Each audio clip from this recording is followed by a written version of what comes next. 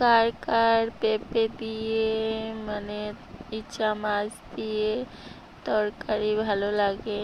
দেখো এই রেসিপিটা আজকে আমি বানালাম। তো কার কার ভালো লাগে একটু বলবে কমেন্টে।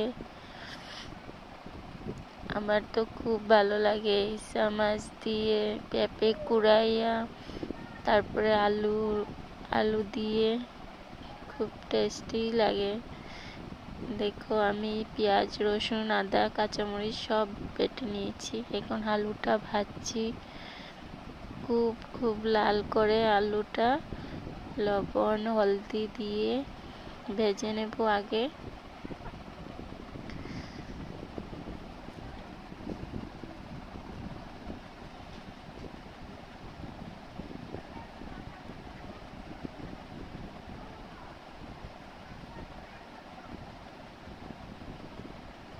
ভেজে নিয়েছি। এখন মশলাটা ভালো করে কষাবো, কষিয়ে তারপরে হলো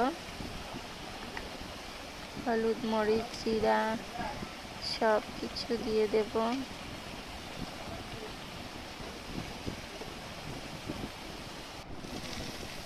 তারপর পেঁপেটা দেব, দিয়ে পেঁপেটা দিয়ে ভালো করে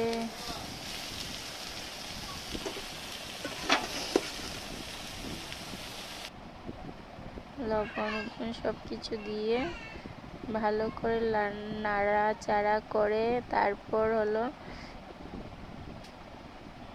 ভালো করে লাড়া দিতে লাগবে।